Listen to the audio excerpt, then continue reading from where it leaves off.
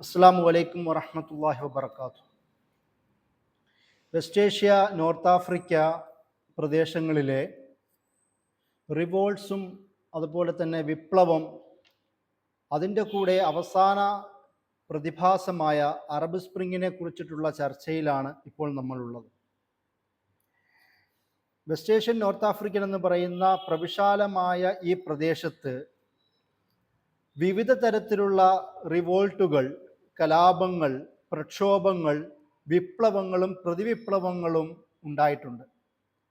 ഈ എല്ലാം പരാമർശിക്കുക എന്നതല്ല നമ്മുടെ ഈ ക്ലാസ്സിൻ്റെ പ്രധാനപ്പെട്ട ലക്ഷ്യം. എന്നാൽ 18-ാം നൂറ്റാണ്ടുകൾക്കിപ്പുറം ഈ പ്രദേശങ്ങളിൽ ഉണ്ടായ സുപ്രധാനമായ ചില പ്രക്ഷോഭങ്ങളിലൂടെയും വിപ്ലവങ്ങളിലൂടെയും പ്രതിവിപ്ലവങ്ങളിലൂടെയും ചില സവിശേഷമായ പട്ടാള അട്ടിമറികളുടെ പരാമർശത്തിലൂടെയും ഈ പ്രദേശങ്ങളിലെല്ലാം എങ്ങനെയാണ് ഈ സംഭവവികാസങ്ങൾ സ്വാധീനം ചെലുത്തിയതെന്നും അതിൻ്റെ പ്രത്യാഘാതങ്ങളെക്കുറിച്ചിട്ടുള്ള വിശകലനവുമാണ് നമ്മൾ ഈ ക്ലാസ്സിൽ പ്രധാനമായും ഉദ്ദേശിക്കുന്നത്. ആദ്യമായി ഈ ഒരു വിഷയത്തിൽ ഏറ്റവും സവിശേഷമായി തന്നെ പരാമർശിക്കേണ്ടത് അത് സൗദി റെബല്യൻ എന്ന വിഷയത്തെക്കുറിച്ചിട്ടാണ്. സൗദി റെബല്യൻ എന്ന് പറയുന്നത് നമുക്കെല്ലാവർക്കും അറിയാവുന്നതുപോലെ സൗദി അറേബ്യ എന്ന ഒരു രാജ്യം രൂപപ്പെടുന്നതിൻ്റെ ചരിത്രത്തെക്കുറിച്ചിട്ടാണ്. 1727 മുതലാണ് ഈ സംഭവവികാസങ്ങൾ ഇന്നത്തെ സൗദി അറേബ്യയിലെ പുരാതനമായ ദിരിയ എന്ന് പറയുന്ന ഒരു ഗ്രാമത്തെ കേന്ദ്രീകരിച്ചുകൊണ്ട് സംഭവിക്കുന്നത്. ആ ഒരു പ്രദേശത്തെ അമീറായിരുന്ന മുഹമ്മദ് ബിൻ സൗദ് എന്ന ഒരു പ്രാദേശിക നേതാവിൻ്റെ ജീവിതവും അതിനുശേഷം ഒരു പതിറ്റാണ്ടുകൾക്കിപ്പുറം 1744 അദ്ദേഹത്തെ വന്ന് കണ്ട, പിൽക്കാലത്ത് ഇന്നും ഇനി വരുന്ന കാലഘട്ടങ്ങളിലും അറേബ്യൻ, ഏഷ്യൻ, ആഫ്രിക്കൻ ഒട്ടുമിക്ക പ്രദേശങ്ങളിൽ എല്ലാ വൻകരകളിലും സ്വാധീനം ചെലുത്തിയ, ഇനിയും ചെലുത്തുന്ന ഷേഖ് മുഹമ്മദ് അബ്ദുൽ വഹാബിൻ്റെ ആ കണ്ടുമുട്ടൽ, 1744 ആ കണ്ടുമുട്ടൽ ഒരു പക്ഷേ ലോക ഇസ്ലാമിക ചരിത്രത്തെ അല്ലെങ്കിൽ അറേബ്യൻ ചരിത്രത്തെ അല്ലെങ്കിൽ വെസ്റ്റ് ഏഷ്യൻ, നോർത്ത് ആഫ്രിക്കൻ ചരിത്രത്തെ അതിനിർണായകമായി ബാധിച്ച സംഭവമാണ്. 1744 മുഹമ്മദ് ബിൻ സൗദും ഷേഖ് മുഹമ്മദ് അബ്ദുൽ വഹാബും കൂടെ ചേർന്നുകൊണ്ട് ഒരു കരാറിൽ എത്തിച്ചേരുന്നുണ്ട്. ആ കരാറിൻ്റെ പ്രധാന ആശയം എന്നാൽ ഷേഖ് മുഹമ്മദ് അബ്ദുൽ വഹാബിൻ്റെ ആശയത്തിന് പ്രചരണം മുഹമ്മദ് ബിൻ സൗദ് ഏറ്റെടുക്കുമെന്നും മുഹമ്മദ് ബിൻ സൗദിൻ്റെ ഭരണത്തിന് പരിപൂർണ പിന്തുണ ആശയപരമായും പ്രത്യയശാസ്ത്രപരമായും തന്നെയും അത് Sheikh Muhammad bin Abdul Wahhab നൽകുമെന്ന് പറയുന്ന ഒരു കരാറായിരുന്നു. ആ കരാറിൻ്റെ ഭാഗമാണ്, അല്ലെങ്കിൽ അന്ന് മുതലാണ് ഒരു പക്ഷേ ഇന്നത്തെ സൗദി അറേബ്യയ്ക്ക് ഒരു സലഫി അപ്രോച്ച് ലഭിക്കുവാനുള്ള പ്രധാനപ്പെട്ട കാരണം. നമ്മൾ സലഫിയ സ്കൂൾ ഓഫ് തോട്ടിനെ കുറിച്ച് കേട്ടിട്ടുണ്ടാകും. ഒരു പക്ഷേ അത് സലഫ് സാലിഹ്യങ്ങളുടെ ജീവിതത്തിലേക്കുള്ള മൗലികമായ ഒരു മടക്കത്തെക്കുറിച്ചും വളരെ വിശദമായി തന്നെ സംസാരിക്കേണ്ട ഒരു വിഷയമാണ്. ഈ സലഫി അപ്രോച്ചിൻ്റെ ഒരു സവിശേഷമായ ഒരു പ്രതലമാണ് ഷേഖ് മുഹമ്മദ് അബ്ദുൽ വഹാബ് മുഹമ്മദ് ബിൻ സൗദിൻ്റെ മുന്നിൽ സമർപ്പിച്ചത്. അതിൻ്റെ ഭാഗമായും ജിഹാദ് തന്നെ നടക്കുകയും ചുറ്റുപാടുമുള്ള പ്രദേശങ്ങൾ പിടിച്ചടക്കുകയും അത് പക്ഷേ ഉസ്മാനിയ ഖിലാഫത്തിൻ്റെ കീഴിലുണ്ടായിരുന്ന ഒട്ടുമിക്ക പ്രദേശങ്ങളുടെ ഭാഗമായിരുന്നത് കൊണ്ടും പിന്നീട് ഉസ്മാനിയ ഖിലാഫത്തിനോട് ഈ പ്രദേശത്തെ ഭരണാധികാരിയായ സൗദ് രാജാക്കന്മാർക്കും അമീർമാർക്കും പിന്നീട് വന്ന ഭരണാധികാരികൾക്കുമെല്ലാം നേരിടേണ്ടി വരുന്ന ഒരു ചരിത്രമുണ്ട്. അതുകൊണ്ട് തന്നെ ഒരു പക്ഷേ വെസ്റ്റ് ഏഷ്യൻ, നോർത്ത് ആഫ്രിക്കൻ ചരിത്രത്തിലെ ഏറ്റവും സുപ്രധാനമായ റെബല്യനായി, റിവോൾട്ടായി സൗദി അറേബ്യയുടെ റിവോൾട്ട് പരിഗണിക്കപ്പെടുന്നത് നമുക്ക് കാണാം. ഇത് പല ഘട്ടങ്ങളിലായിട്ടാണ് ഇത് സ്ഥാപിക്കപ്പെട്ടത്. 1727 മുതൽ 1818 വരെ നീണ്ടു നിൽക്കുന്ന ആദ്യഘട്ടം. 1818 മുഹമ്മദ് അലി പാഷ, ഇബ്രാഹിം അലി പാഷയുടെ സഹായത്തോടു കൂടി ഉസ്മാനി സുൽത്താനേറ്റ്, ഉസ്മാനി ഖിലാഫത്ത് അവരെ നീക്കം ചെയ്യുന്നു. പിന്നീട് വീണ്ടും അവർ ആ ഭാഗങ്ങളിൽ തന്നെ ശക്തി ആകർഷിക്കുകയും 1824 മുതൽ 1891 വരെ നീണ്ട കാലഘട്ടം അവർ വീണ്ടും ആ ഭാഗത്ത് അധികാരം പിടിച്ചെടുക്കാൻ ശ്രമിക്കുന്നു. എന്നാൽ അവിടെയും അവരെ പരാജയപ്പെടുത്തുവാൻ അല്ലെങ്കിൽ അവരെ ഇല്ലാതാക്കുവാനും അധികാരത്തിൽ നീക്കുവാനും ഉസ്മാനി സൽത്തനത്തിന് കഴിയുന്നുണ്ട്. എന്നാൽ 1902 മുഹമ്മദ് ബിൻ സൗദിന്റെ ഏറ്റവും അവസാനത്തെ പേരക്കുട്ടിയായ അബ്ദുൽ അസീസ് ബിൻ സൗദ്, അതായത് ഇന്നത്തെ രാജാവിന്റെ പിതാവ് അബ്ദുൽ അസീസ് ബിൻ സൗദ് 1902 വീണ്ടും ഈ ഒരു കുടുംബത്തിന്റെ നേതൃത്വത്തിലേക്ക് വരികയും അദ്ദേഹത്തിന്റെ വളരെ കണ്ണിങ്ങായ, സൂത്രശാലിയായ അല്ലെങ്കിൽ തന്ത്രജ്ഞനായ, അതുപോലെ തന്നെ വിവിധ ഭാഗങ്ങളിൽ സ്വായത്തമായി തന്നെ പിടിച്ചെടുത്തുകൊണ്ട് നിരവധി വിവാദപരമായ തീരുമാനങ്ങളിലൂടെയും എല്ലാം അവസാനം 1932 മംലക്കത്തു സൗദി അൽ അറബിയ എന്ന് വിളിക്കപ്പെടുന്ന കിങ്ഡം ഓഫ് സൗദി അറേബ്യ സ്ഥാപിക്കുന്നത് വരെ സൗദി അറേബ്യയുടെ ചരിത്രം നീണ്ടു നിൽക്കുന്നത് കാണാം. ഈ ഘട്ടങ്ങളിൽ ഒരുപക്ഷെ ബ്രിട്ടീഷുകാരുടെ സഹായം തേടിയിട്ടുണ്ട്. അതുപോലെ തന്നെ ഉസ്മാനിയ ഖിലാഫത്തിനെ തകർക്കുന്നതിൽ അവരുടെ അധികാരം ഹിജാസിലെ, സൗദി അറേബ്യയിലെ മക്കയുടെയും മദീനയുടെയും ചുറ്റുപാടുമുള്ള പ്രദേശങ്ങളിൽ അവരുടെ സ്ഥാനം ഇല്ലാതാക്കുന്നതിൽ സൗദി അറേബ്യയുടെ റോളുണ്ട്. അതുപോലെ തന്നെ ചുറ്റുപാടുമുള്ള പ്രദേശങ്ങളിൽ വളരെ തീക്ഷ്ണമായ തരത്തിലുള്ള അക്രമങ്ങൾ അഴിച്ചുവിടുന്നതിലും ഇവരുടെ റോള് നമുക്ക് കാണാം. അതിൻ്റെ കൂടെ തന്നെ ഉസ്മാനിയ ഖിലാഫത്തിനെ വെസ്റ്റ് ഏഷ്യൻ ഭാഗത്തേക്കുള്ള അവരുടെ നിയന്ത്രണം ഏറ്റവും കൂടുതൽ ദുർബലമാക്കുന്നതിൽ സൗദി ഡൈനാസ്റ്റിയുടെയും റോള് നമുക്ക് വേറെയും കാണാം.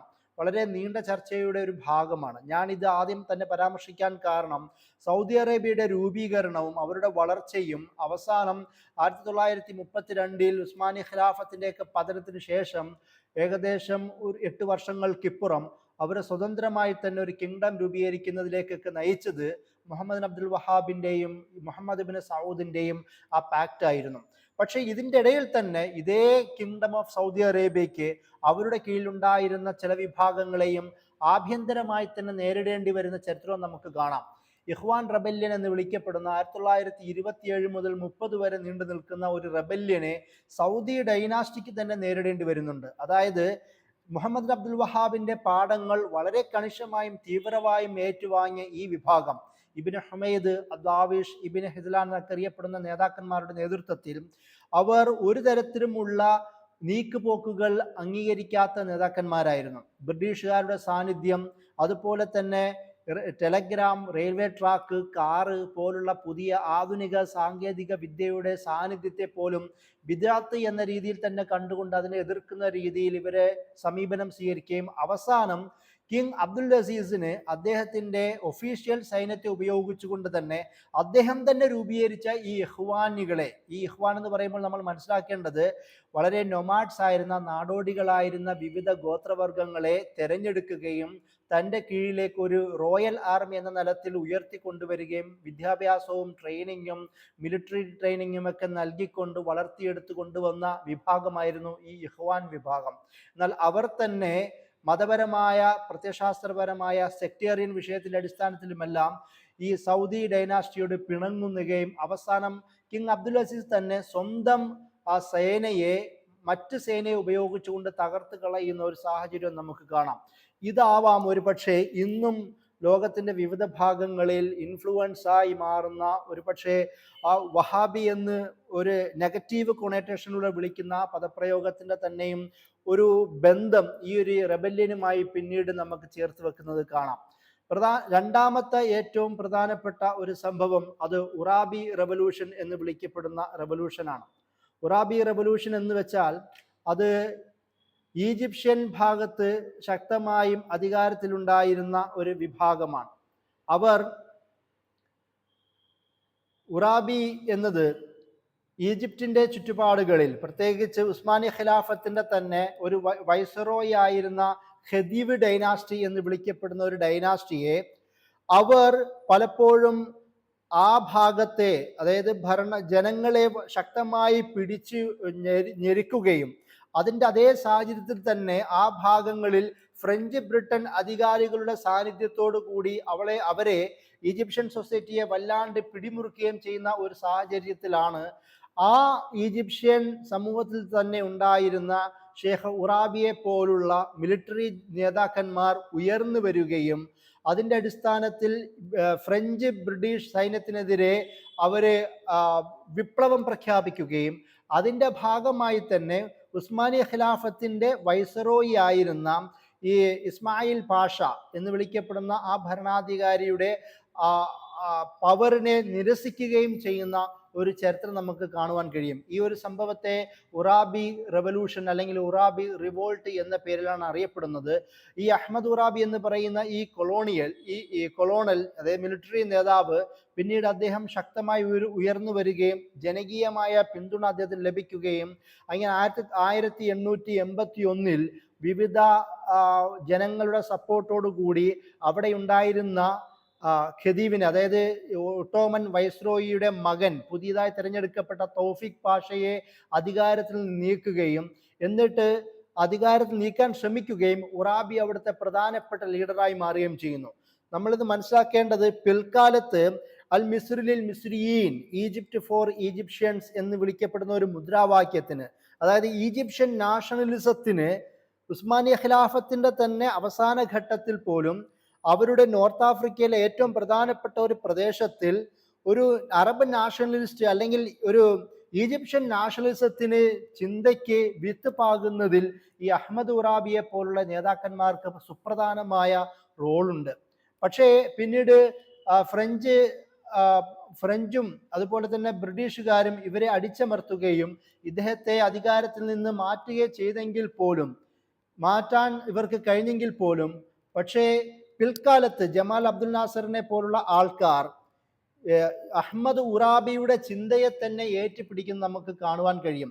ഞാൻ നേരത്തെ പറഞ്ഞതുപോലെ ഫ്രഞ്ച് ബ്രിട്ടീഷ് അധികാരികൾ 1888 തന്നെ ശക്തമായ ഒരു സൈന്യത്തെ അയക്കുകയും ഇദ്ദേഹത്തെ അടിച്ചമർത്തുകയും എന്നിട്ട് ഇദ്ദേഹത്തെ അവസാനം ശ്രീലങ്കയിലേക്ക് നാടുകടത്തുകയും ചെയ്യുന്ന സംഭവങ്ങളൊക്കെ ഉണ്ടാവുന്നുണ്ട്. പിന്നീട് 1901 അദ്ദേഹം തിരിച്ചു വരുന്നെങ്കിൽ പോലും ജനങ്ങൾക്കിടയിൽ ആ ഒരു രാഷ്ട്രീയ സാഹചര്യം മാറുകയും അദ്ദേഹത്തിന് പ്രത്യേകമായ സ്വാധീനം ഇല്ലാതിരിക്കുകയും ചെയ്യുന്ന ഒരു പശ്ചാത്തലം ഉണ്ടാവുന്നുണ്ട്. 1911 അദ്ദേഹം മരണമടയുകയും ചെയ്യുന്നുണ്ട്. പക്ഷെ എന്നാൽ പോലും ഉറാബി റിവോൾട്ട് എന്ന് വിളിക്കപ്പെടുന്ന ഉറാബി പ്രക്ഷോഭം ഈജിപ്ഷ്യൻ നോർത്ത് ആഫ്രിക്കയിലെ സുപ്രധാനമായ സ്റ്റേറ്റായ ഈജിപ്തിലെ അവിടുത്തെ നാഷണലിസ്റ്റിക് ദേശീയ ചിന്താഗതിക്ക് ഏറ്റവും പ്രധാനപ്പെട്ട ഒരു ചിന്ത അല്ലെങ്കിൽ ഒരു വിത്ത് പാകുന്നതിൽ ഷേഖ് അഹമ്മദ് ഉറാബിയുടെ സ്വാധീനവും സാന്നിധ്യവും അതിസുപ്രധാനമായി തന്നെ നമ്മൾ മനസ്സിലാക്കേണ്ട ഒരു വിഷയമാണ്.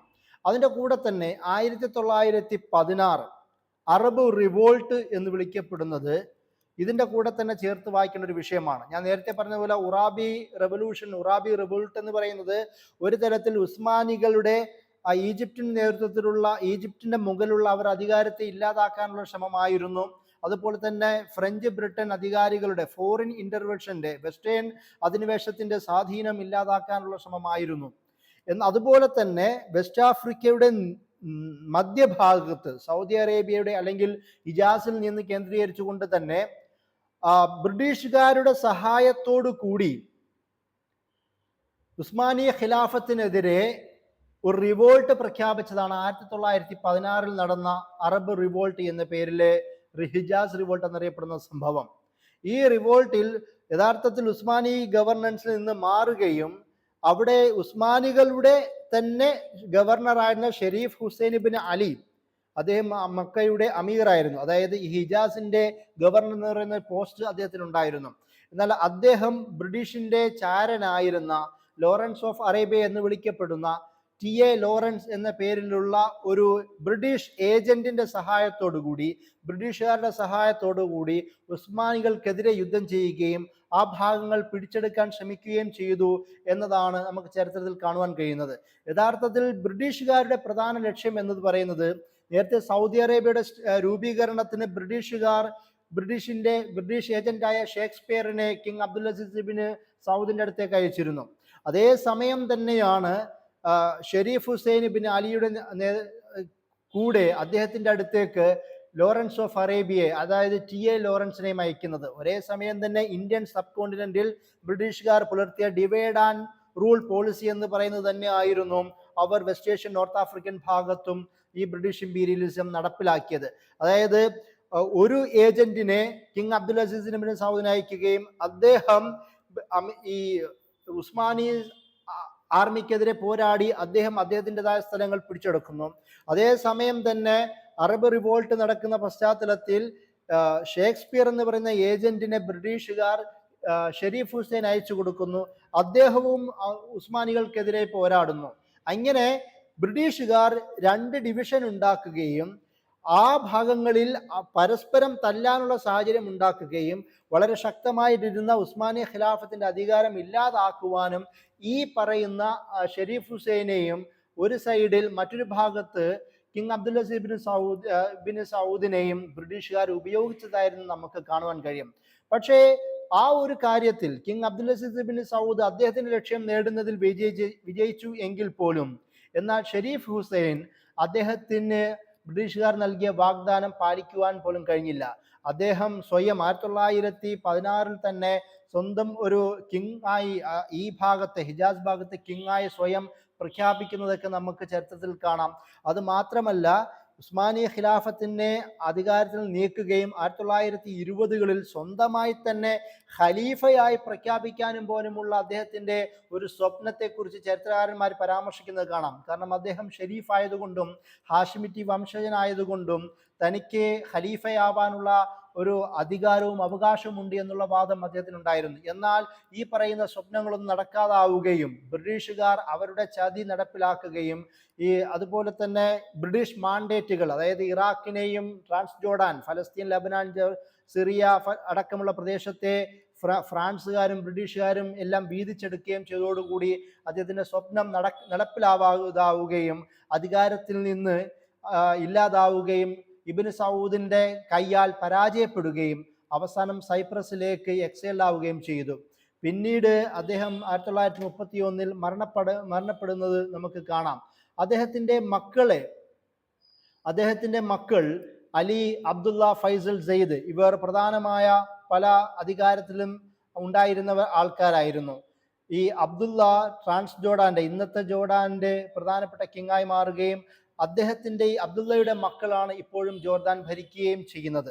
അതായത് ഷെരീഫ് ഹുസൈൻ്റെ മക്കൾ ഇപ്പോൾ പല ഭാഗത്ത് അധികാരത്തിൽ നിൽക്കുന്നെങ്കിൽ പോലും ഷെരീഫ് ഹുസൈന് സ്വന്തമായി ഒരു അധികാരം നിലനിർത്താനോ ഖിലാഫത്ത് എന്ന് പറയുന്ന സ്വപ്നം നടപ്പിലാക്കാനോ അദ്ദേഹത്തിന് കഴിഞ്ഞില്ല എന്നതാണ് നമുക്ക് ചരിത്രത്തിൽ കാണുവാൻ കഴിയുന്നത്.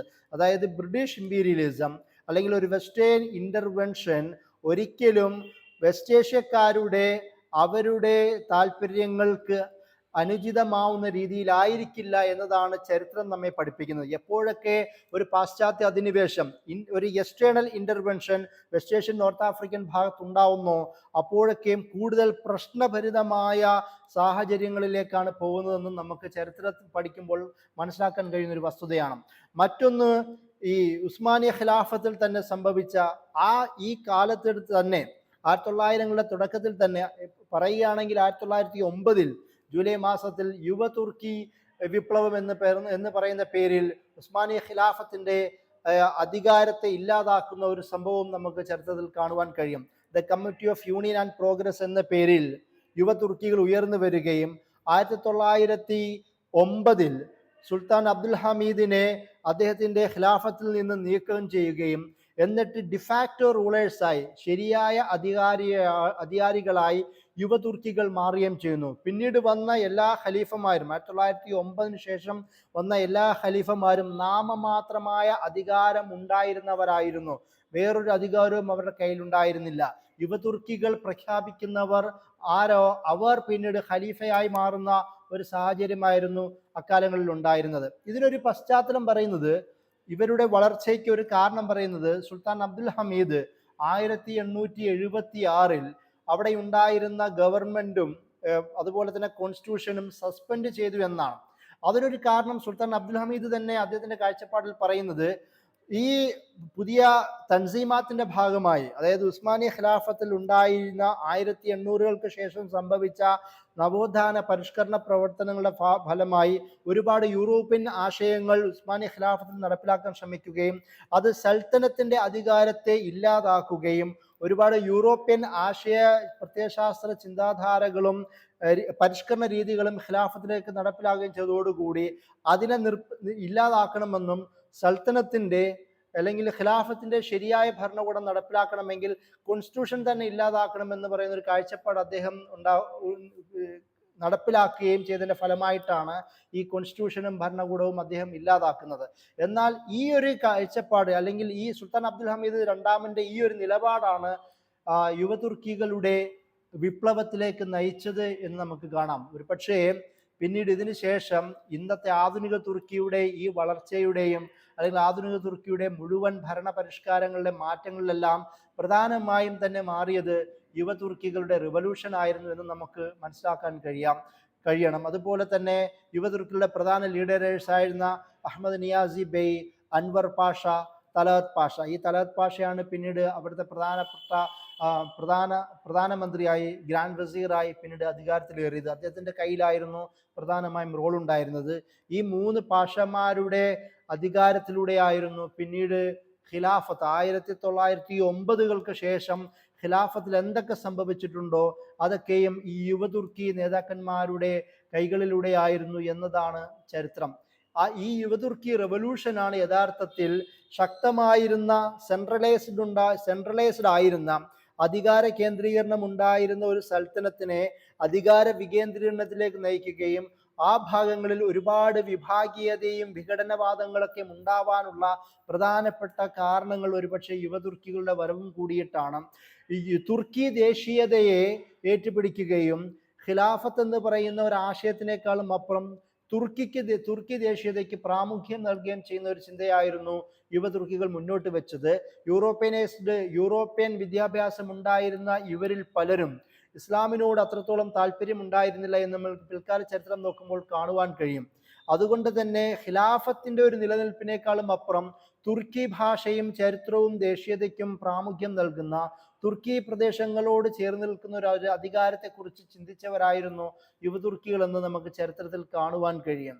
ഇത് പിന്നീട് ഖിലാഫത്തിന്റെ പതനത്തിലേക്ക് പോലും, അതായത് നാമമാത്രമായിരുന്ന ഖിലാഫത്തിന്റെ പതനത്തിലേക്ക് പോലും യുവതുർക്കികളുടെ സാന്നിധ്യം കാരണമായിട്ടുണ്ട്. ഫലസ്തീനിന്റെ ഇന്നത്തെ പ്രധാനപ്പെട്ട സംഭവവികാസങ്ങളിൽ ഏറ്റവും സുപ്രധാനമായ പങ്കുള്ളത് ഈ യുവതുർക്കികൾ തന്നെയാണ്. സുൽത്താൻ അബ്ദുൽ ഹമീദ് സെക്കൻഡ് സയോണിസ്റ്റുകളുടെ ഫലസ്തീനിലേക്കുള്ള വരവിനെ ബ്ലോക്ക് ചെയ്ത നേരം, എന്നാൽ അദ്ദേഹത്തെ തന്നെ ഇല്ലാതാക്കുകയും യുവതുർക്കികൾ ആ ബ്ലോക്ക് എടുത്ത് മാറ്റുകയും ചെയ്തതും ഇന്നത്തെ ഫലസ്തീനിന്റെ ഈ ഒരു ദയനീയാവസ്ഥയ്ക്ക് കാരണമായിട്ടുണ്ട് എന്നതും കൂടി നമ്മൾ ചേർത്ത് മനസ്സിലാക്കേണ്ടതുണ്ട്.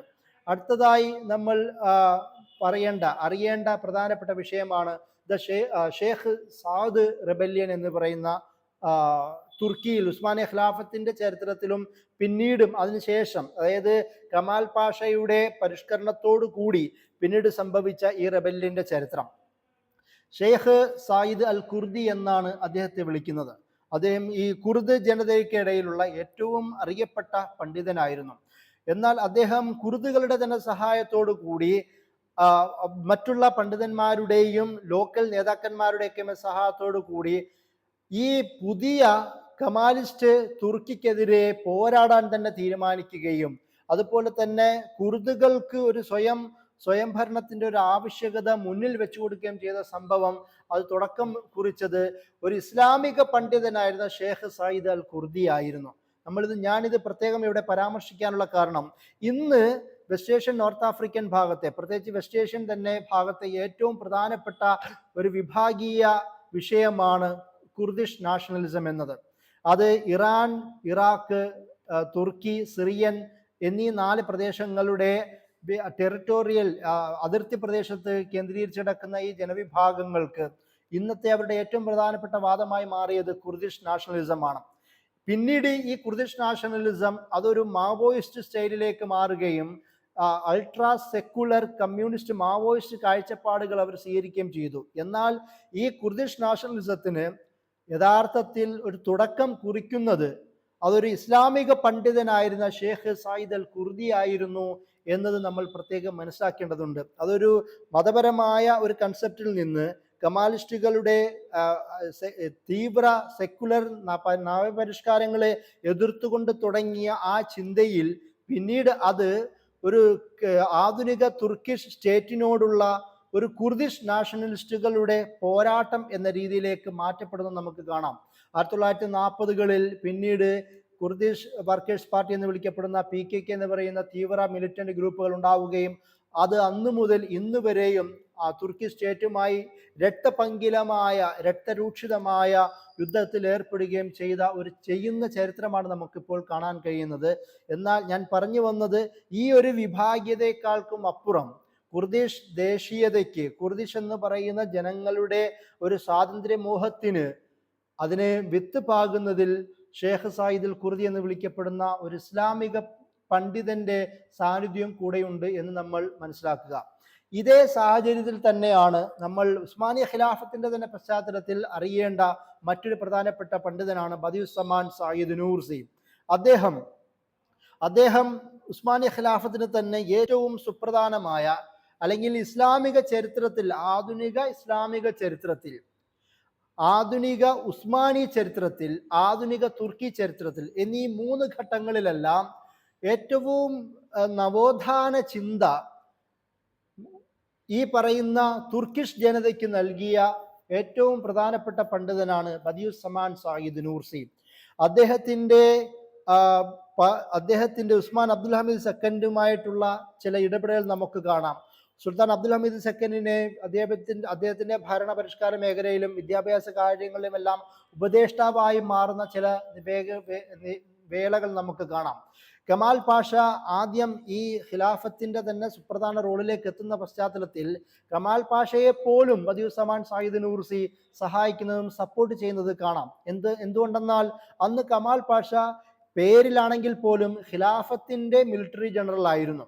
അദ്ദേഹം ഖിലാഫത്തിന് വേണ്ടി പോരാടുന്ന നേതാവായിരുന്നത് കൊണ്ട് എല്ലാ ലോകത്തെ, നമ്മുടെ ഇന്ത്യയിലെ അല്ലാമ ഇഖ്ബാൽ പോലും സപ്പോർട്ട് ചെയ്തതുപോലെ ബദിയുസ്സമാൻ സയ്യിദ് നൂർസിയും ഈ കമാൽ പാഷയെ സപ്പോർട്ട് ചെയ്യുന്നത് കാണാം. കേരളത്തിൽ തന്നെ ഖിലാഫത്ത് മൂവ്മെന്റ് പശ്ചാത്തലത്തിൽ കേരളത്തിലുണ്ടായിരുന്ന പോരാളികൾ പോലും കമാൽ പാഷയെ സപ്പോർട്ട് ചെയ്യുന്നത് കാണാം. ആ ഒരു ഘട്ടത്തിൽ ബദിയുസ്സമാൻ സയ്യിദ് നൂർസിയും അദ്ദേഹത്തെ സപ്പോർട്ട് ചെയ്യുന്നുണ്ട്. എന്നാൽ ഈ കമാൽ പാഷ കമാൽ അത്താതുർക്കായി മാറുന്നു. 1924 ഖിലാഫത്തിന്റെ പതനം സംഭവിക്കുന്നു. ആധുനിക തുർക്കി രൂപപ്പെടുന്നു. അതിനുശേഷം പിന്നീട് ആ കമാൽ പാഷയുടെ ഭരണത്തിനെതിരെ ശക്തമായി സംസാരിക്കുന്ന ബദിയുസ്സമാൻ സയ്യിദ് നൂർസി എന്ന് പറയുന്ന വിപ്ലവകാരിയെ നമുക്ക് കാണാം. ഇദ്ദേഹം ഒരു തരത്തിൽ ധീര മുജാഹിദും കൂടാണ്. ഈ 1-ാം ലോക യുദ്ധത്തിൽ ഉസ്മാനി സൽത്തനത്തിന്റെ ആർമിയിൽ പങ്കെടുക്കുകയും അങ്ങനെ അവസാനം അദ്ദേഹം ക്യാപ്റ്റീവായി ചെയ്യുന്ന സംഭവങ്ങളൊക്കെയും ചരിത്രത്തിലുണ്ട്. അതായത് ഒരേ സമയം തന്നെ പണ്ഡിതനായ ഒരു ഭരണപരിഷ്കർത്താവായി നിലനിന്ന ഒരു മനുഷ്യൻ, ഒരു വലിയ ജനതയുടെ ഒരു നേതൃത്വത്തിലുണ്ടായിരുന്ന ആൾ, അതിൻ്റെ കൂടെ തന്നെ ഒരു വാരിയറായ, ഒരു പോരാളിയായ ഒരാൾ, അതിൻ്റെ കൂടെ തന്നെ കമാലിസ്റ്റ് ഭരണകൂടത്തിനെതിരെ ശക്തമായി പേനയും നാക്കും ഉപയോഗിച്ച ആൾ എന്ന പലതരത്തിലുള്ള റോൾ അദ്ദേഹത്തിനുണ്ട്. അതുകൊണ്ട് തന്നെ ആധുനിക തുർക്കിയുടെ എല്ലാ തരത്തിലുമുള്ള വളർച്ചയിലും ബദിയുസ്സമാൻ സയ്യിദ് നൂർസിയുടെ സംഭാവനകളുണ്ട്. അദ്ദേഹത്തിന്റെ റിസാലത്തു നൂർ, ദ ഡിവൈൻ ലൈറ്റ് എന്നറിയപ്പെടുന്ന ആ രചനയുടെ കളക്ഷൻ ആധുനിക തുർക്കിയുടെ ഒരു ഇസ്ലാമിനോടുള്ള വിശ്വാസത്തോടുള്ള, യുക്തിയോടുള്ള, ശാസ്ത്രത്തോടുള്ള കാഴ്ചപ്പാടിനെ പുതുക്കുകയും തിരുത്തുകയും ചെയ്ത രചനയായിട്ടാണ് പിന്നീട് നമുക്ക് ചരിത്രത്തിൽ കാണുവാൻ കഴിയുന്നത്. ബദിയുസ്സമാൻ സയ്യിദ് നൂർസിയുടെ അനുയായികളാണ് പിന്നീട് തുർക്കിയിൽ ഉണ്ടാക്കിയ എല്ലാ തരത്തിലുമുള്ള മുസ്ലിം രാഷ്ട്രീയ, സാമൂഹ്യ, സാംസ്കാരിക വിപ്ലവത്തിൻ്റെയും പ്രധാന കാരണക്കാർ എന്ന് നമ്മൾ കൂടെ മനസ്സിലാക്കേണ്ടതുണ്ട്. അതുകൊണ്ട് തന്നെ ഒരു റിവല്യൂഷൻ എന്ന് പറയുന്ന ഈ ചർച്ചയിൽ ബദിയുസ്സമാൻ സയ്യിദ് നൂർസിയുടെ നാമം അതിപ്രധാനമാണ് എന്നാണ് നമ്മൾ മനസ്സിലാക്കേണ്ടത്. അതിൻ്റെ കൂടെ തന്നെ ഈ ഇതേ ഘട്ടത്തിൽ തന്നെ ചരിത്രപരമായി നമ്മൾ ക്രോണോളജിക്കൽ ഓർഡറിൽ പോകുമ്പോൾ മനസ്സിലാക്കേണ്ട മറ്റൊരു പ്രധാനപ്പെട്ട വിഷയം, നമ്മുടെ വെസ്റ്റ് ഏഷ്യൻ നോർത്ത് ആഫ്രിക്കൻ ചർച്ചയിലെ ഏറ്റവും സുപ്രധാനമായ ഫലസ്തീൻ ചർച്ചയിൽ പോലും ഈ റെവല്യൂഷന്റെ കഥകളുണ്ട്. മുസ്ലിം ബ്രദർഹുഡിന്റെ 1928 അവരുടെ രൂപീകരണം, ആ രൂപീകരണത്തോടു കൂടി പിന്നീടുണ്ടായ വളർച്ച, സയോണിസ്റ്റുകൾക്കെതിരെയുള്ള അവരുടെ പോരാട്ടം, അതിൻ്റെ ഭാഗമായി ലോകത്തിൻ്റെ വിവിധ ഭാഗങ്ങളിൽ മുസ്ലിം ബ്രദർഹുഡിൻ്റെ രൂപീകരണം, ആ രൂപീകരണത്തോടുകൂടി അവിടെയൊക്കെയും ഫലസ്തീൻ എന്ന് പറയുന്നത് പ്രധാന വിഷയമായി മാറുന്നതും, അവരുടെ ഇസ്ലാമിക ചിന്തയിൽ റെവല്യൂഷൻ വേണമെങ്കിൽ ഫലസ്തീൻ വിമോചനം വേണമെന്ന് പറയുന്ന മുസ്ലിം ബ്രദർഹുഡിൻ്റെ ആശയം, ഇതെല്ലാം മുസ്ലിം ബ്രദർഹുഡിൻ്റെ രൂപീകരണവും ഫലസ്തീനിലുണ്ടായ മാറ്റങ്ങളുമായി നമുക്ക് ചേർന്ന് നിൽക്കാൻ കഴിയും.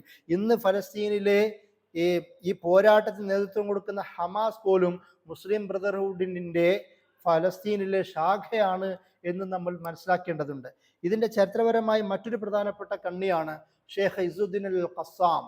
1935 ഫലസ്തീനിൽ ബ്രിട്ടീഷ് സയോണിസ്റ്റ് വിരുദ്ധ അധിനിവേശ വിരുദ്ധ പോരാട്ടത്തിന് നേതൃത്വം നൽകിയ മഹാനായ സൂഫി പണ്ഡിതനാണ്. ഖാദിരി ത്വരീഖത്തിന്റെ ഷേഖായിരുന്ന ഷെയ്ഖ് ഇസുദ്ദീൻ അൽ ഖസ്സാം.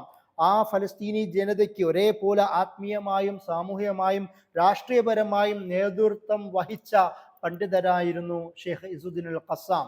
അദ്ദേഹം 1935 തന്നെ റെസിസ്റ്റൻസിന്റെ ഭാഗമായി ഷഹീദാവുന്ന, രക്തസാക്ഷിയാവുന്ന ചരിത്രവും നമുക്ക് കാണാൻ കഴിയും. അതിൻ്റെ കൂടെ തന്നെ പിന്നീട് സംഭവിച്ചത് തൊട്ടടുത്ത വർഷത്തിൽ ഫലസ്തീനിലെ അറബ് റിവോൾട്ട് എന്ന് വിളിക്കപ്പെടുന്ന 1936 മുതൽ 39 വരെ നീണ്ടു നിൽക്കുന്ന മറ്റൊരു ഘടകമാണ് ഏറ്റവും സുപ്രധാനമായ മറ്റൊരു റെവല്യൂഷൻ. ഈ റെവല്യൂഷന് നേതൃത്വം കൊടുത്തിരുന്നത് ഫലസ്തീനിലെ അവിടുത്തെ ഗ്രാൻഡ് മുഫ്തിയായിരുന്ന ഹാജ് അമീൻ അൽ ഹുസൈനി എന്ന പണ്ഡിതനായിരുന്നു. അദ്ദേഹം ദ അറബ് ഹയർ കമ്മിറ്റി എന്ന പേരിൽ വിവിധ അറബ് രാഷ്ട്രീയ ശക്തികളുടെയും ജനങ്ങളുടെയും സംഘടനകളുടെയും ഒരു കൂട്ടായ്മ രൂപീകരിക്കുകയും 1936 അതിൻ്റെ പേരിൽ തന്നെ വലിയ റിവോൾട്ട് അദ്ദേഹം നടത്തുകയും നിരവധി യുദ്ധങ്ങളൊക്കെയും നടത്തുന്ന പശ്ചാത്തലമുണ്ട്. ആദ്യകാല ബ്രിട്ടീഷ് ജൂയിഷ് ബഹിഷ്കരണ പ്രസ്താവനകൾ പോലും സംഘടനകൾ പോലും രൂപീകരിച്ചതും ഒരുപക്ഷെ നമുക്ക് അൽ ഹാജ് അൽ അമീൻ ഹുസൈനിയുടെ നേതൃത്വത്തിലുള്ള ഈ ഒരു റിവോൾട്ടിലാണ് എന്ന് നമുക്ക് കാണുവാൻ കഴിയും. അതായത് ബ്രിട്ടീഷുകാരുടെയും യഹൂദരുടെ, അതായത് സയനിസ്റ്റുകളുടെയും വസ്തുവകകൾ ബഹിഷ്കരിക്കുകയും ഗറില്ല വാർഫെയർ നടത്തുകയും ബ്രിട്ടീഷ്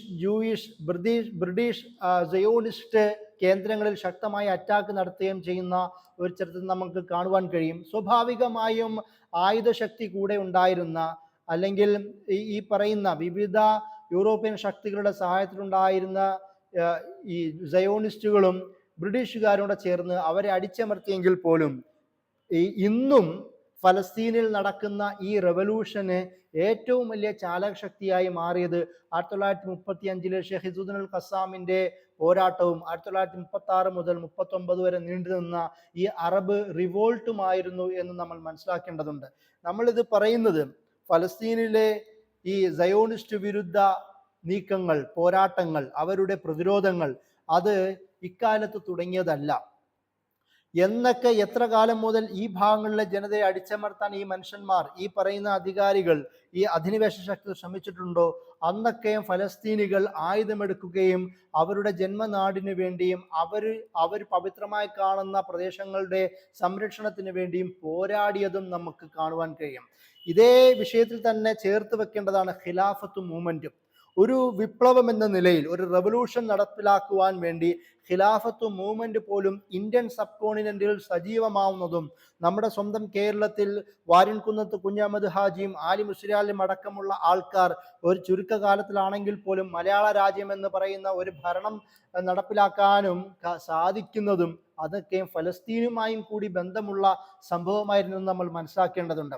ഖിലാഫത്ത് മൂവ്മെന്റിന്റെ പ്രധാനപ്പെട്ട കൺസെപ്റ്റുകളിലൊന്ന് മസ്ജിദുൽ അഖ്സയും ചുറ്റുപാടുമുള്ള പ്രദേശങ്ങൾ, പരിശുദ്ധമായ പ്രദേശങ്ങൾ സംരക്ഷിക്കുക എന്ന് പറയുന്ന ഒരു നിബന്ധനയും കൂടിയിട്ടായിരുന്നു. അതിൻ്റെ പേരിൽ അതിനെ സംരക്ഷിക്കുകയും അതിൻ്റെ സംരക്ഷിക്കുന്ന ഭാഗമായി ഖിലാഫത്തിനെ സഹായിക്കുകയും ഖിലാഫത്തിനെ എതിർക്കുന്ന ബ്രിട്ടീഷുകാർക്കെതിരെ പോരാടുകയും അതിൻ്റെ ഭാഗമായി ഇന്ത്യൻ നാഷണൽ കോൺഗ്രസിനോടൊപ്പം ചേർന്ന് നിൽക്കുക എന്ന് പറയുന്ന ഒരു കൺസെപ്റ്റാണ് ഖിലാഫത്ത് മൂവ്മെന്റ് മുന്നോട്ട് വെച്ചത്. ഞാൻ പറഞ്ഞു വന്നത്, ഇന്ത്യൻ സബ് കോണ്ടിനെന്റിൽ സജീവമായിരുന്ന ഖിലാഫത്ത് മൂവ്മെന്റ് എന്ന് പറയുന്ന ആ ഒരു വിപ്ലവ സംഘാടനത്തിന് പോലും ഫലസ്തീൻ എന്ന് പറയുന്ന ഏറ്റവും സുപ്രധാനമായ പ്രദേശവുമായി നല്ല ബന്ധമുണ്ട് എന്നാണ് നമ്മൾ മനസ്സിലാക്കേണ്ടത്. ഇതിൻ്റെ കൂടെ ഈ പറയുന്ന നോർത്ത് ആഫ്രിക്കൻ അല്ലെങ്കിൽ വെസ്റ്റ് ഏഷ്യൻ ഭാഗങ്ങളിലെ മറ്റ് രാജ്യങ്ങളിലെ അല്ലെങ്കിൽ ആധുനിക തുർക്കിയുടെ മാറ്റങ്ങളെ പോലെ തന്നെ ഏറ്റവും സുപ്രധാനമായി സംഭവിച്ച ഒരു മാറ്റമാണ് ഇറാനിലെ 1953 നടന്ന പട്ടാള അട്ടിമറി. അവിടെ ഉണ്ടായിരുന്ന റിസ ഷാ അല്ലെങ്കിൽ പഹലവി ഡൈനാസ്റ്റിയിലെ ഭരണാധികാരി, അദ്ദേഹത്തിൻ്റെ സഹായത്തോടു കൂടി തന്നെ അല്ലെങ്കിൽ അദ്ദേഹത്തിൻ്റെ ഭരണകാലത്തിൽ ജനങ്ങളാൽ തിരഞ്ഞെടുക്കപ്പെട്ട മുഹമ്മദ് മുസദ്ദിഖ് എന്ന് പറയുന്ന ഒരു പ്രധാനമന്ത്രി, അദ്ദേഹം ഇറാനിൽ വിവിധ തരത്തിലുള്ള ഡെമോക്രാറ്റിക് കൺസെപ്റ്റുകൾ നടപ്പിലാക്കാൻ ശ്രമിക്കുകയും അതിൻ്റെ കൂടെ തന്നെ അവിടെ ഉണ്ടായിരുന്ന ഓയിൽ ഇൻഡസ്ട്രിയെ ദേശീയവൽക്കരിക്കാൻ ശ്രമിക്കുകയും ഭൂമി പരിഷ്കരണം പ്രഖ്യാപിക്കുകയും ചെയ്ത ഒരു പശ്ചാത്തലം ഉണ്ടാവുന്നുണ്ട്. ഈ ഭൂമി പരിഷ്കരണവും അല്ലെങ്കിൽ ഓയിൽ ഇൻഡസ്ട്രിയുടെ നാഷണലൈസേഷനും എല്ലാം യഥാർത്ഥത്തിൽ യു എസിന് വിരുദ്ധമായ ഒരു കാര്യമായി മാറുന്നു. യു എസ് എന്ന് പറയുന്ന ബ്രിട്ടീഷ് സാമ്രാജ്യം അത് പതിച്ചതിന് ശേഷം 1945 കൂടി ലോകത്തുയർന്നു വന്ന ഒരു അമേരിക്കൻ സാമ്രാജ്യത്വം അവർക്ക് ഈ പറയുന്ന പുതിയ പരിഷ്കരണങ്ങൾ താല്പര്യമില്ലാതാവുകയും അങ്ങനെ CIA തന്നെ ശക്തിയോടുകൂടിയും ബ്രിട്ടീഷുകാരുടെ സഹായത്തോടു കൂടി അവിടെ പട്ടാള അട്ടിമറി സംഘടിപ്പിക്കുകയും മുസദ്ദിഖിനെ അധികാരത്തിൽ നിന്ന് മാറ്റുകയും വീണ്ടും റിസ ഷാ പഹലവിക്ക് പൂർണ്ണ അധികാരം നൽകുകയും ചെയ്യുന്ന ഒരു സംഭവമാണ് നമുക്ക് ഇറാനിൽ കാണുവാൻ കഴിയുന്നത്. ഈ ഒരു പട്ടാള അട്ടിമറിയോടുകൂടി ഇറാൻ എന്ന് പറയുന്ന ഭാഗത്ത് 1979 ഇനി നമ്മൾ പരാമർശിക്കാൻ പോകുന്ന റവല്യൂഷന് മുമ്പ് തന്നെ ഇറാനിയൻ ജനതയുടെ ഒരു തദ്ദേശ അനുകൂലമായ സമീപനം ഉണ്ടാക്കാൻ പറ്റുന്ന ഭരണ സംവിധാനങ്ങൾ അവിടെ ഉണ്ടായിരുന്നു. എന്നാൽ അമേരിക്ക റിസ ഷാ പഹലവിയെ വീണ്ടും അധികാരത്തിലേക്ക് ശക്തമായി തന്നെ തിരിച്ചു കൊണ്ടുവരികയും ഭരണഘടനാപരമായി ഉണ്ടായിരുന്ന ഡെമോക്രാറ്റിക്കലായി ഉയർന്നു വന്ന മുസദ്ദിഖിനെ അധികാരത്തിൽ നിന്ന് മാറ്റുകയും ചെയ്യുന്നത് കാണാൻ കഴിയും. ഇത് നമുക്ക് ഇപ്പോഴുള്ള ചില സംഭവങ്ങളുമായി ചേർത്ത് വായിക്കാൻ കഴിയും. അറബ് സ്പ്രിങ്ങിന്റെ സംഭവത്തിൽ പോലും ഇത് തന്നെയാണല്ലോ കാണുന്നത്. ഏത് ഡെമോക്രസിക്ക് വേണ്ടിയിട്ടാണോ അവർ വാദിക്കുന്നത്, ആ ഡെമോക്രസിയുടെ പേരിൽ അവിടെ ഏതെങ്കിലും ഭരണകൂടങ്ങൾ ഈ വെസ്റ്റ് ഏഷ്യൻ നോർത്ത് ആഫ്രിക്കൻ ഭാഗത്ത് നടപ്പിലാവുകയാണെങ്കിൽ യഥാർത്ഥത്തിൽ അത് അമേരിക്കൻ അല്ലെങ്കിൽ ബ്രിട്ടീഷ് അമേരിക്കൻ സയോണിസ്റ്റ് താല്പര്യങ്ങൾക്ക് വിരുദ്ധമായി മാറുന്നു എന്നതാണ് സത്യം.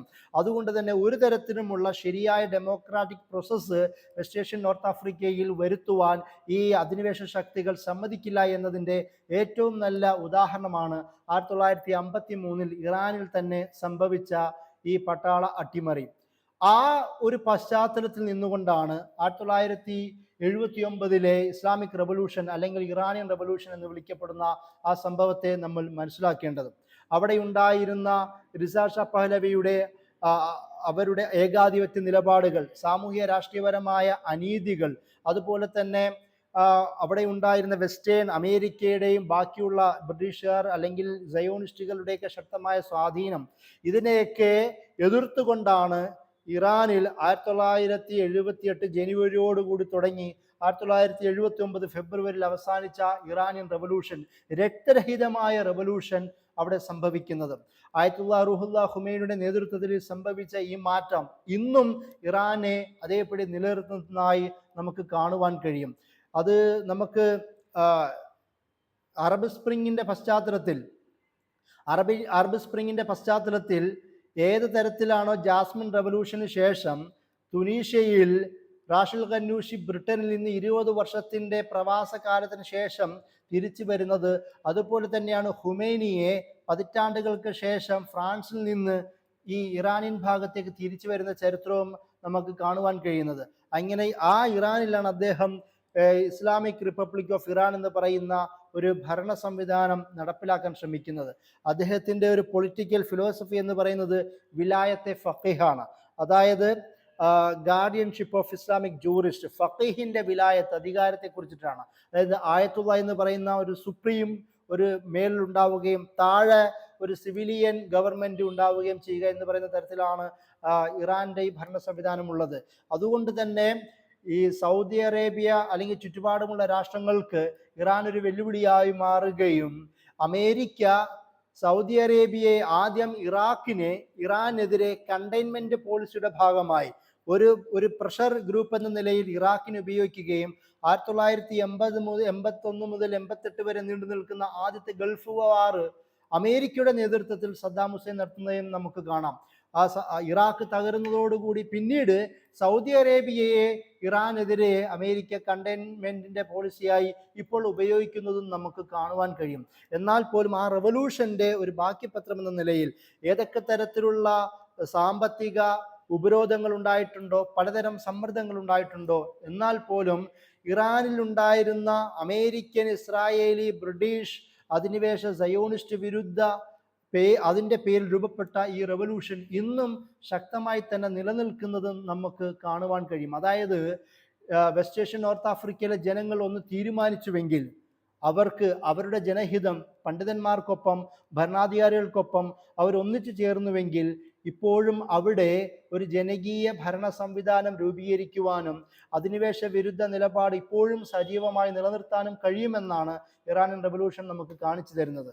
അതുപോലെ തന്നെ നോർത്ത് ആഫ്രിക്കയിലെ സുപ്രധാന രാഷ്ട്രമായ സുഡാനിൽ നടന്ന 1989 ഒരു പട്ടാള അട്ടിമറിയും കൂടി നമ്മൾ പരാമർശിക്കേണ്ടതുണ്ട്.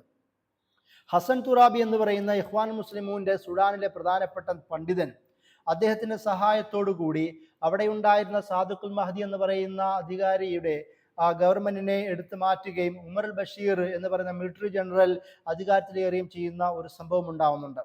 നാഷണൽ ഇസ്ലാമിക് ഫ്രണ്ട് എന്ന് വിളിക്കപ്പെടുന്ന ഈ സംഘടനയുടെ സഹായത്തോടു കൂടിയിട്ടാണ് അധികാരത്തിലേറുന്നത്. അത് ഹസൻ തുറാബിയുടെ, അതായത് ഇഖ്വാൻ മുസ്ലിമിന്റെ പണ്ഡിതന്മാരിൽ നിന്ന് വളരെ വ്യത്യസ്തമായി അധികാരം പിടിച്ചെടുത്തുകൊണ്ട് തന്നെ ഇസ്ലാമികമായ ഭരണ സംവിധാനങ്ങൾ ഒരുക്കുന്നതിൽ ഒരു ശ്രമം നടത്താം എന്ന് പറയുന്ന ചിന്ത മുന്നോട്ട് വെച്ച ആളായിരുന്നു ഹസൻ തുറാബി. അതുകൊണ്ട് തന്നെ ആ ഒരു ശ്രമം അദ്ദേഹം ഒരുപാട് നടത്തുകയും ഇന്ന് ഒരുപക്ഷെ സുഡാനിലെ സ്ത്രീകളുടെ മുഖ്യധാര ജീവിതത്തിൻ്റെ സജീവതയ്ക്ക് കാരണം ഹസൻ തുറാബിയുടെ ആ കാഴ്ചപ്പാടുകളായിരുന്നു എന്നുള്ള പഠനങ്ങൾ നമുക്ക് കാണാം. പക്ഷേ ആരെയാണോ ഹസൻ തുറാബി സഹായിച്ചത് ആ മനുഷ്യൻ തന്നെ ഉമർ അൽ ബഷീർ പിന്നീട് ഒരു ഡിക്റ്റേറ്ററായി മാറുകയും തൻ്റെ സ്വന്തം ഷെയ്ഖായ ഗുരുവായ ഹസൻ തുറാബിയെ ജയിലിലടയ്ക്കുകയും പിന്നീട് അതോറിറ്റേറിയനായി മാറുകയും ചെയ്യുന്ന ചരിത്രമാണ് പിന്നെ നമുക്ക് കാണുവാൻ കഴിയുന്നത്. പിന്നീട് അറബ് സ്പ്രിങ്ങിന്റെ പശ്ചാത്തലത്തിൽ ശക്തമായ പ്രതിഷേധങ്ങൾ അവിടെ രൂപപ്പെടുകയും അങ്ങനെ ഉമർ അൽ ബഷീറിനെ വർഷങ്ങൾക്ക് മുമ്പ് ജനങ്ങൾ തന്നെ അധികാരത്തിൽ നിന്ന് മാറ്റുകയും ചെയ്ത ഒരു സംഭവമാണ് സുഡാനിലുള്ളത്. പക്ഷേ അധികാരത്തിൽ നിന്ന് മാറുന്നതോടുകൂടി സുഡാനിൽ ആഭ്യന്തര കലഹങ്ങളിലേക്ക് പോയി എന്നത് മറ്റൊരു ദയനീയമായ ഒരു വസ്തുതയും കൂടിയായി നമ്മൾ മനസ്സിലാക്കേണ്ടതുണ്ട്. അതിൻ്റെ കൂടെ തുർക്കിയിൽ നടന്ന ചില പട്ടാള അട്ടിമറികളും ആ ഒരു പശ്ചാത്തലത്തിൽ ഉണ്ടായ തുർക്കിയിലെ സാമൂഹ്യ രാഷ്ട്രീയ പരിവർത്തനങ്ങളും കൂടി നമ്മൾ സംസാരിക്കേണ്ടതുണ്ട്. തുർക്കിയിൽ 1960, 71, 80, 97 കാലങ്ങളിൽ വിവിധ ഘട്ടങ്ങളിൽ പട്ടാള അട്ടിമറികൾ ഉണ്ടായിട്ടുണ്ട്. ഈ പട്ടാള അട്ടിമറികളുടെയൊക്കെ പ്രധാന കാരണം അവിടെ ഉണ്ടായിരുന്ന കമാലിസ്റ്റ് ഭരണ സംവിധാനങ്ങൾക്കെതിരെ ജനങ്ങൾ നിൽക്കുകയും അവിടെ ജനാധിപത്യപരമായ ഭരണ സംവിധാനം രൂപപ്പെടുകയും ചെയ്തതിൻ്റെ ഫലമായിട്ടാണ് ഈ പട്ടാള അട്ടിമറികൾ ഉണ്ടായത്. ജനാധിപത്യ ഭരണ സംവിധാനങ്ങളെ കമാലിസ്റ്റുകൾ ഒരു കാലത്തും ഇഷ്ടപ്പെട്ടിരുന്നില്ല. അതുകൊണ്ട് തന്നെ 1960 ആദ്യത്തെ പട്ടാള അട്ടിമറി സംഭവിക്കുന്നു. 1960 ശേഷം നജിബുദ്ദീൻ അർബക്കാൻ എന്ന് പറയുന്ന ഒരു ആധുനികനായ, നേരത്തെ നമ്മൾ പറഞ്ഞ ബദിയുസ്സമാൻ സായിദ് നൂർസിയുടെ ചിന്തകൾ പേറിയ പണ്ഡിതനായിരുന്ന ഷെയ്ഖ് സാഹിദ് കോത്കു എന്ന് പറയുന്ന നക്ഷബന്ദി ത്വരീഖത്തിന്റെ ഷെയ്ഖിന്റെ ശിഷ്യനായിരുന്നു നജിബുദ്ദീൻ അർബക്കാൻ. അദ്ദേഹത്തിന്റെ സഹായത്തോടു കൂടിയിട്ടാണ് തുർക്കിയിലെ ആധുനിക ഒരു മുസ്ലിം രാഷ്ട്രീയ ചിന്താധാര രൂപപ്പെടുന്നത്. നാഷണൽ ഔട്ട്ലുക്ക് മൂവ്മെന്റ് എന്ന പേരിൽ കമാലിസ്റ്റ് ഭരണകൂടത്തിനെതിരെയും മിലിറ്ററി ഏകാധിപത്യത്തിനെതിരെയും ശക്തമായി സംസാരിക്കുകയും ജനങ്ങൾക്കിടയിൽ ജനകീയത സജീവമാക്കുകയും അതിൻ്റെ പേരിൽ മില്ലി സലാമത്ത് പാർട്ടി, നാഷണൽ സാൽവേഷൻ പാർട്ടി, അതുപോലെ തന്നെ welfare party, Fadila party, virtue party എന്നൊക്കെ പേരിൽ പലവിധ പാർട്ടികൾ രൂപപ്പെടുത്തുകയും അവർ ശക്തമായ രാഷ്ട്രീയ സാന്നിധ്യം തെളിയിക്കുകയും ചെയ്തു. എന്നാൽ ഈ രാഷ്ട്രീയ സാന്നിധ്യങ്ങളൊക്കെയും മിലിറ്ററി അവരുടെ ഭരണഘടനയ്ക്ക് വിരുദ്ധമായിട്ടാണ് കണ്ടത്. അതായത് തുർക്കിയുടെ സെക്കുലർ സ്റ്റാറ്റസിനെതിരെ തുർക്കി മാറുന്നു, ഭരണ സംവിധാനങ്ങൾ മാറുന്നു എന്നതുകൊണ്ട് തന്നെ ആ തുർക്കിയുടെ ഭരണഘടന സംരക്ഷിക്കുക, അല്ലെങ്കിൽ സെക്കുലറിസം സംരക്ഷിക്കുക എന്ന പേരിൽ ജനകീയമായി തന്നെ തിരഞ്ഞെടുക്കപ്പെട്ട ഭരണകൂടങ്ങളെ ഈ പറയുന്ന ഘട്ടങ്ങൾ 1960, 71, 80, 97 ഇല്ലാതാക്കുകയും അങ്ങനെ അവർ പട്ടാള ഭരണകൂടങ്ങൾ അവരുടെ അധികാരം അരക്കെട്ട് ഉറപ്പിക്കുകയും ചെയ്യുന്ന സംഭവമാണ് നമ്മൾ തുർക്കിയിൽ കാണുന്നത്. എന്നാൽ 2000 തന്നെ അവിടെ AK പാർട്ടി രൂപപ്പെടുകയും പിന്നീട് അന്ന് മുതൽ ഇന്ന് വരെ AK പാർട്ടി ഭരിക്കുകയും തുർക്കിയുടെ അധികാരത്തിൽ നിന്ന് പട്ടാള മേധാവികളെ ഇല്ലാതാക്കുകയും അവരെ തിരിച്ച് ബാരാക്കുകളേക്ക് അയക്കുകയും തുർക്കിയുടെ കമാലിസ്റ്റ് ചിന്താധാരയ്ക്ക് ബദലായി ഒരു മുസ്ലിം ചിന്താധാര സജീവമാക്കുന്നതിലും ഇസ്ലാമികമായ ചിഹ്നങ്ങൾ കൂടുതൽ വെളിപ്പെടുത്തുന്നതിനും ആ റിവല്യൂഷനിൽ നജിബുദ്ദീൻ അർബക്കാന്റെ തന്നെ ശിഷ്യനായ അല്ലെങ്കിൽ അദ്ദേഹത്തിന്റെ തന്നെ കൂടെ അനുയായിയായ റജബ് തയ്യിബ് എർദോഗാനും അദ്ദേഹത്തിന്റെ പാർട്ടിക്കും കൂട്ടാളികൾക്കും സഹായിച്ചു എന്നതാണ് ചരിത്രം. അതുകൊണ്ട് തന്നെ തുർക്കിയിൽ ഇന്നിപ്പോൾ നമ്മൾ കാണുന്ന ഈ മാറ്റങ്ങൾ, അത് സോഫ്റ്റ് പവറിന്റെ മേഖലയിലാവട്ടെ, വിദ്യാഭ്യാസത്തിന്റെ മേഖലയിലാവട്ടെ, രാഷ്ട്രീയ ആഭ്യന്തര മാറ്റങ്ങളിലാവട്ടെ, കുർദിഷ് നാഷണലിസ്റ്റുകളെ പോലും ഉൾക്കൊള്ളുന്ന തരത്തിലേക്കുള്ള ഒരു മാറ്റങ്ങളാവട്ടെ, ശക്തമായ മിലിറ്റന്റുകളായ PKK-യുമായി സംവാദങ്ങൾ ഏർപ്പെടുന്ന കാര്യങ്ങളിലാവട്ടെ, എല്ലാത്തിൽ പോലും തുർക്കിയിലുണ്ടായ ഈ മാറ്റങ്ങൾക്ക് പ്രധാനപ്പെട്ട കാരണം നജിബുദ്ദീൻ അർബക്കാന്റെയും അദ്ദേഹത്തിന്റെ ഗുരുവായ ഷെയ്ഖ് സായിദ് കോത്കുവിന്റെയും അതിനുശേഷം AK പാർട്ടിയുടെയും ഭരണപരിഷ്കാരങ്ങളാണ്. അത് മിലിറ്ററി അട്ടിമറികൾ, തുർക്കിയിലുണ്ടാക്കിയ വിപത്തുകൾ ജനങ്ങൾ തിരിച്ചറിഞ്ഞതിൻ്റെ ഭാഗമായിട്ടാണ്. ഇപ്പോൾ തുർക്കിയിൽ വീണ്ടും കമാലിസ്റ്റുകൾ ശക്തി പ്രാപിക്കുന്നത് നമുക്ക് കാണുവാൻ കഴിയും. പക്ഷേ ഈ ശക്തി പ്രാപിക്കുന്നത് എത്രത്തോളം തുർക്കിയുടെ വളർച്ചയ്ക്ക് നല്ലതാണ് എന്നും കൂടി നമ്മൾ ചരിത്രത്തെ മുന്നിൽ വെച്ചുകൊണ്ട് മനസ്സിലാക്കേണ്ടതെന്നാണ് ഞാൻ പറഞ്ഞതിൻ്റെ ചുരുക്കം. അതിൻ്റെ കൂടെ തന്നെയാണ് നമ്മൾ അവസാനമായും പരാമർശിക്കേണ്ട അറബ് സ്പ്രിംഗ് എന്ന് പറയുന്ന 2010 ട്യൂണീഷ്യയുടെ ഭാഗത്തു നിന്ന് രൂപപ്പെട്ട ഈ ഒരു മാറ്റം. നമുക്കെല്ലാവർക്കും അറിയുന്നത് പോലെ തന്നെ അവിടെ ഉണ്ടായിരുന്ന തൊഴിലില്ലായ്മയും അതുപോലെ തന്നെ സോഷ്യൽ ഇനീക്വാലിറ്റിയും കറപ്ഷനും ഏകാധിപത്യ ഭരണകൂടങ്ങളും ജനാധിപത്യ പ്രക്ഷോഭത്തിന്റെ ഭാഗമായിട്ടുള്ള അവരുടെ താല്പര്യങ്ങളും അറബ് ജനതയുടെ വിപ്ലവ വീര്യവും അറബ് ജനതയുടെ അവരുടെ ഐക്യത്തിന്റെ തെളിവുകളും അതോറിറ്റിയെ എതിരിടാൻ കഴിയില്ല എന്ന് പറയുന്ന ഓറിയന്റലിസ്റ്റ് കാഴ്ചപ്പാടിനെ തിരുത്തിക്കൊണ്ട് ഞങ്ങൾക്കും അതോറിറ്റിയെ എതിർക്കാൻ കഴിയുമെന്ന് പറയുന്ന കാഴ്ചപ്പാട് മുന്നിൽ വെച്ച കാര്യങ്ങളും, അതുപോലെ തന്നെ ഫലസ്തീൻ എന്ന് പറയുന്നത് അറബ് സ്പ്രിങ്ങിലെ സുപ്രധാനമായ ഒരു വിഷയമായി വരുന്നത് നമുക്ക് കാണുവാൻ കഴിയും. നമ്മൾ നേരത്തെ സംസാരിച്ചതുപോലെ വെസ്റ്റ് ഏഷ്യൻ ഭാഗത്തുള്ള എന്ത് മാറ്റങ്ങളും ഫലസ്തീനിലും മാറ്റങ്ങൾ സംഭവിക്കുന്നതുകൊണ്ടാണ് എന്നത് നമുക്ക് കാണാം. അതുകൊണ്ട് തന്നെ അറബ് സ്പ്രിങ്ങിൽ ആദ്യ മാറ്റമുണ്ടായത് തുനീഷ്യയിലായിരുന്നു. അന്നഹ്ദ പാർട്ടി എന്ന് പറയുന്ന ഇഖ്വാൻ മുസ്ലിമൂന്റെ ബ്രാഞ്ചായ തുനീഷ്യയിലെ പാർട്ടി അധികാരത്തിലേറുന്ന നമുക്ക് കാണാം.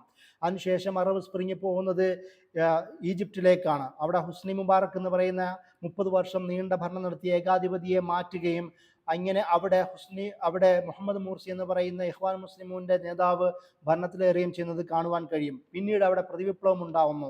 അതായത് അമേരിക്കയുടെയും ഇസ്രായേലിന്റെയും അവിടെ ഈജിപ്തിൽ തന്നെ ഉണ്ടായിരുന്ന മുൻകാല ഭരണകൂടങ്ങളുടെ സിൽബന്ദികളുടെയും സഹായത്തോടു കൂടി തന്നെ പ്രതിവിപ്ലവം ഉണ്ടാവുകയും ഇഖ്വാനികൾ അധികാരത്തിൽ തൂത്തെറിയപ്പെടുകയും ചെയ്യുന്ന സംഭവം നമുക്ക് കാണുവാൻ കഴിയും. എന്നാൽ പോലും ഇപ്പോഴും അറേബ്യൻ സൊസൈറ്റിയിൽ ഏറ്റവും വലിയ വിപ്ലവം പ്രതീക്ഷിക്കുന്നത് ഈജിപ്തിൽ തന്നെയാണെന്നുള്ളതാണ് പുതിയ കാല നിരീക്ഷണങ്ങൾ പറയുന്നത്. അതുകൊണ്ട് തന്നെ സിസി ഏറ്റവും കൂടുതൽ ഭയക്കുന്നതും ഈ ഭാഗത്ത് തന്നെയാണ്. അറബ് സ്പ്രിങ് മറ്റുള്ള പ്രദേശങ്ങളിലേക്കൊക്കെ പടർന്നെങ്കിൽ പോലും ഗൾഫ് സ്റ്റേറ്റുകളിലേക്ക് പടർന്നപ്പോൾ ഓരോ ഗൾഫ് സ്റ്റേറ്റുകളും അവിടെ വെൽഫെയർ പാക്കേജുകൾ പ്രഖ്യാപിച്ചുകൊണ്ട് അറബ് സ്പ്രിങ്ങിൻ്റെ അല്ലെങ്കിൽ ആ എൻഗേജ്മെൻറ്റിനെ തടുക്കുകയാണ് അവർ ചെയ്തത്. അതുപോലെ തന്നെ അതിൻ്റെ ഭാഗമായി തന്നെ വിവിധ ഭാഗങ്ങളിൽ ഒരു പോസിറ്റീവായി രൂപപ്പെട്ട അറബ് സ്പ്രിംഗ് എന്ന് പറയുന്ന അറബ് വസന്ത ആ ഒരു പ്രതിഭാസം പിന്നീട് വളരെ ദുരവ്യാപകമായ വിപത്തുകളിലേക്ക് മാറുന്ന നമുക്ക് കാണുവാൻ കഴിയും. അമേരിക്കയുടെ ഇൻവോൾവ്മെന്റിന്റെ ഭാഗമായി വളരെ നിഗൂഢമായ ISS എന്ന് പറയുന്ന സംഘടന രൂപപ്പെടുന്നു. അതുപോലെ തന്നെ വിവിധ രക്തരൂക്ഷിതമായ പ്രശ്നങ്ങൾ രൂപപ്പെടുന്നു. സിറിയയിൽ അഭയാർത്ഥി പ്രവാഹങ്ങൾ ഉണ്ടാവുന്നു. അത് തുർക്കിയെ ബാധിക്കുന്നു. പിന്നീട് ഇപ്പോൾ സിറിയയിലുണ്ടാകുന്ന മാറ്റങ്ങളെല്ലാം അറബ് സ്പ്രിങ്ങുമായി തന്നെ നമ്മൾ ചേർത്ത് വായിക്കേണ്ട വിഷയങ്ങളാണ്. ഇങ്ങനെ Arab West Asian North African ഭാഗത്തുണ്ടായിരുന്ന ഈ റിവോൾട്ടുകൾ, റിവല്യൂഷൻ, അതുപോലെ തന്നെ ഈ അറബ് വസന്ത പ്രക്ഷോഭങ്ങളെല്ലാം അറബ് ജനതയുടെ സ്വാതന്ത്ര്യമോഹത്തെയും അവരുടെ തന്നെ ആഗ്രഹങ്ങളെയും അവരുടെ അധികാരത്തെയും അത് നെഗറ്റീവായിട്ടോ പോസിറ്റീവായിട്ടോ ചിത്രീകരിക്കുന്ന സംഭവങ്ങളാണ് എന്ന് നമ്മൾ മനസ്സിലാക്കണം. അതിൻ്റെ കൂടെ തന്നെ പരാമർശിച്ച ഒട്ടുമിക്ക സംഭവങ്ങളുമെല്ലാം അറബ് ജനതയുടെ ഒരു ഇൻറ്റഗ്രിറ്റിയെ, അവരുടെ സ്വാതന്ത്ര്യമോഹത്തെയും അതുപോലെ തന്നെ അധിനിവേശ സയോണിസ്റ്റ് വിരുദ്ധ പോരാട്ടങ്ങളുടെയും ഭാഗമായിട്ടായിരുന്നു എന്നും കൂടി നമ്മൾ മനസ്സിലാക്കേണ്ടതുണ്ട് എന്ന് പറഞ്ഞുകൊണ്ട് ഞാൻ എൻ്റെ വർത്തമാനം അവസാനിപ്പിക്കുകയാണ്. അസ്സലാമു അലൈക്കും വറഹ്മത്തുള്ളാഹി.